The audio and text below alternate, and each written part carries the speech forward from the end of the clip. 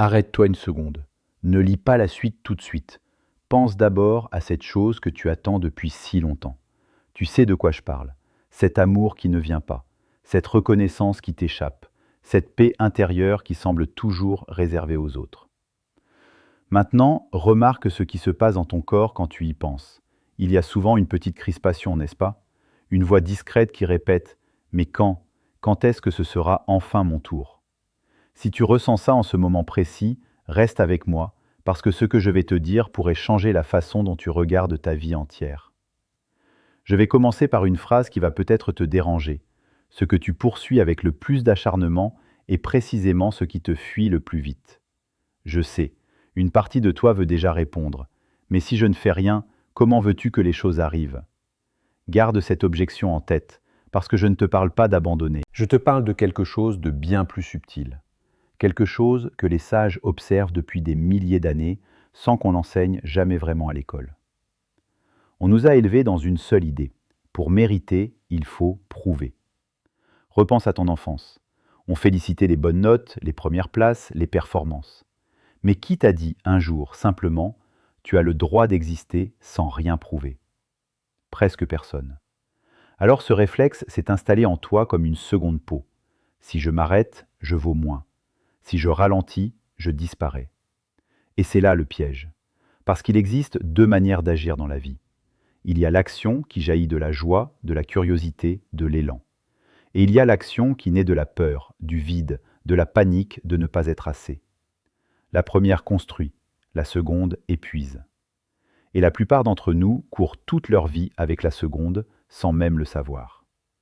J'ai connu un homme qui avait absolument tout. Un beau métier, une famille présente, la santé. Et pourtant, il s'effondrait. Un jour, il m'a confié quelque chose que je n'ai jamais oublié. J'ai l'impression que si je m'arrête, une catastrophe va arriver. Tu vois, il ne courait pas vers un rêve, il fuyait une angoisse. Et c'est exactement ce qui rend la course si addictive. Elle nous donne l'illusion de contrôler quelque chose, alors qu'au fond, elle ne fait qu'anesthésier notre peur. Observe bien ceci. La manière dont tu désires révèle ce que tu penses de toi-même.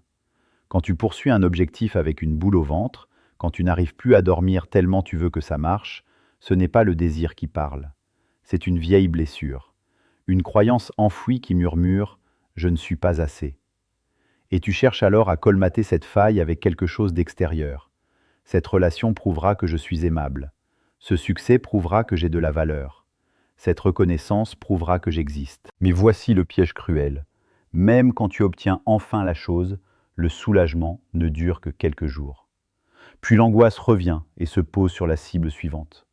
On appelle ça l'adaptation. On revient toujours à notre point de départ émotionnel. Sauf, et retiens bien ce mot, sauf quand ce qu'on choisit résonne vraiment avec qui nous sommes et non avec ce qui nous fait peur. Laisse-moi te donner une image que tu n'oublieras plus. As-tu déjà essayé d'attraper un papillon? Plus tu cours, plus il s'envole. Mais assieds-toi dans l'herbe, ouvre tes mains, reste tranquille, et parfois, il vient se poser sur toi. Ce n'est pas magique. Ton mouvement brusque crée la peur, ton calme crée la sécurité. Et les choses les plus précieuses de l'existence, l'amour vrai, la confiance, la sérénité, la créativité, fonctionnent exactement comme ce papillon. Elles ne répondent pas à la poursuite, elles répondent à la présence. Quand tu cours après l'amour avec désespoir, l'autre ressent ton manque et il recule. Mais quand tu es ancré, vivant, plein de ta propre vie, tu deviens un espace où les autres ont envie de venir. Et maintenant, fais attention, parce que beaucoup de gens confondent deux choses, désirer et s'accrocher. Le désir est magnifique, c'est lui qui nous met en mouvement. Mais l'accrochage commence à l'instant précis où tu te dis « je ne pourrai pas être heureux tant que je n'aurai pas obtenu ça ». À cet instant, tu remets toute ta paix entre les mains de quelque chose que tu ne contrôles pas. Et c'est là que la souffrance s'installe. Parce que tu ne contrôles pas la réponse de l'autre. Tu ne contrôles pas la décision de ton patron. Tu ne contrôles pas demain. La seule chose qui t'appartient vraiment, c'est la qualité de ta présence aujourd'hui. Et là se cache une liberté immense, si tu acceptes de la prendre. Je pense à cette femme qui s'épuisait à chercher l'amour idéal. Chaque rendez-vous était un examen.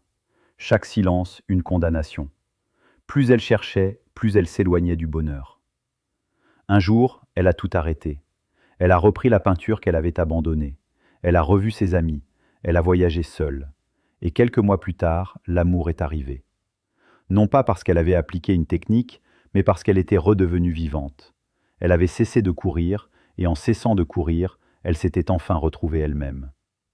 Tu vois, quand on poursuit avec anxiété, notre cerveau passe en mode alerte, et il commence à déformer la réalité. Tu attends un message, il tarde, ton angoisse monte, tu en envoies un deuxième, un troisième. L'autre, qui était simplement occupé, ressent une pression et s'éloigne. Et toi, tu te dis, tu vois, j'avais raison, on ne m'aime pas. Tu viens de créer toi-même ce que tu redoutais le plus. Cette spirale est partout, dans l'amour, dans le travail, dans la créativité. L'artiste trop obsédé par le jugement se bloque. Celui qui cherche désespérément la confiance s'effondre au moindre échec.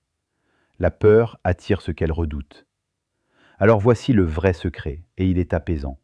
Tu n'as pas besoin d'obtenir quoi que ce soit pour avoir de la valeur. Traite-toi avec la même douceur que tu offrirais à un ami qui souffre.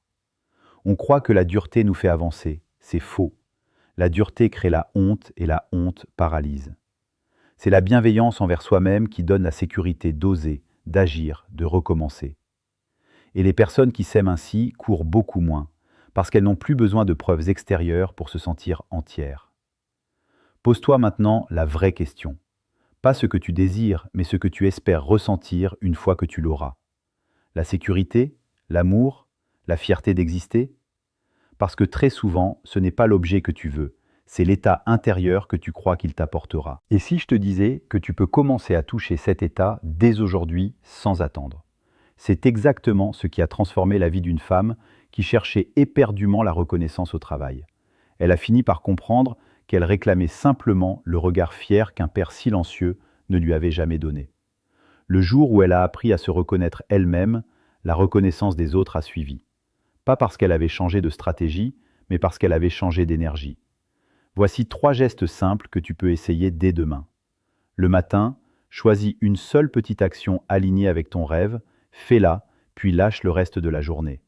Quand l'angoisse monte, pose tes pieds au sol, respire par le ventre, pose une main sur ton cœur et dis-toi simplement « Je suis là, je suis vivant, c'est déjà énorme ».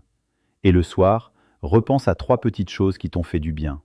Ce ne sont pas des recettes magiques, mais elles créent doucement une terre intérieure où les bonnes choses peuvent enfin pousser, sans que ton impatience ne les arrache avant qu'elles ne mûrissent. Et il faut que tu saches une dernière vérité, peut-être la plus importante. Parfois, ce qu'on fuit en courant, c'est le silence, la solitude, le face-à-face avec soi-même. On remplit le vide d'écran, d'activités, de bruit. Mais souvent, ce qu'on évite contient justement la clé qu'on cherche. La solitude cache la rencontre avec soi. L'incertitude cache l'aventure. Le vide cache le terreau du renouveau. Alors je te pose la question, peux-tu t'autoriser à t'arrêter, doucement, avant que la vie ne t'y oblige? Je ne te promets pas que tout va tomber du ciel si tu cesses de courir. La vie n'offre pas de garantie. Mais je te promets ceci, la légèreté que tu poses sur tes désirs crée les meilleures conditions pour que les bonnes choses, les vraies, celles qui te ressemblent, trouvent enfin le chemin jusqu'à toi. Et souvent, ce qui arrive n'est pas ce que tu avais imaginé. C'est mieux, c'est plus juste, c'est plus toi. Alors souviens-toi de ceci en fermant cette page. Ta valeur n'attend pas demain. Elle n'attend pas la relation, la promotion, le succès. Elle est là, maintenant, entière, déjà présente. Tu es déjà quelqu'un. Et c'est à partir de cette certitude tranquille que tout commence à changer. Tu n'as pas besoin de tout transformer aujourd'hui. Tu as simplement besoin de rester là, présent, un souffle à la fois, et de faire confiance.